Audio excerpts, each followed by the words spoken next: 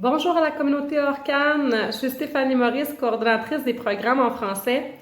Aujourd'hui, j'avais envie de parler d'expressions et de mots qu'on dit différemment en français canadien et en français européen, français de France, Belgique, pour peut-être vous éviter de vivre des situations où vous n'avez pas compris le même sens que ce que la personne voulait dire ou vous avez peut-être de la difficulté à vous faire comprendre. Alors, on va faire un petit lexique entourant les mots d'habillement aujourd'hui.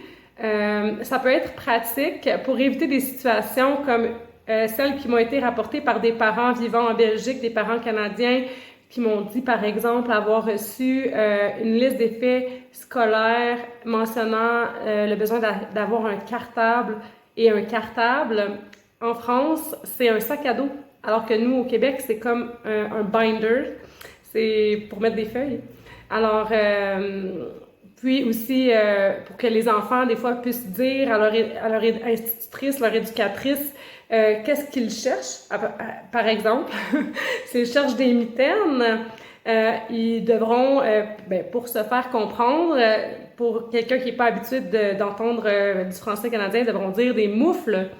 Alors, un petit topo aujourd'hui de mots en français. Alors, le premier mot que j'ai sur ma liste, chandail.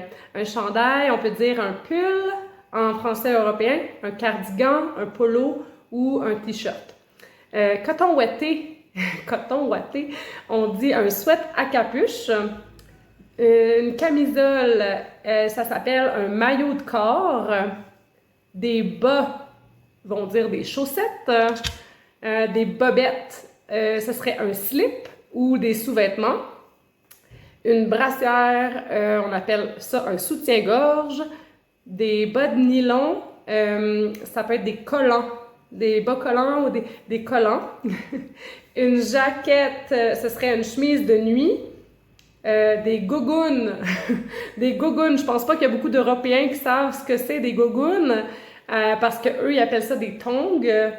Des mitaines, des moufles, comme j'ai dit plus tôt, et une tuque, ce serait un bonnet. Alors, voilà pour les petits mots de vocabulaire à pratiquer à la maison qui vous aideront certainement à mieux vous faire comprendre auprès des Français européens.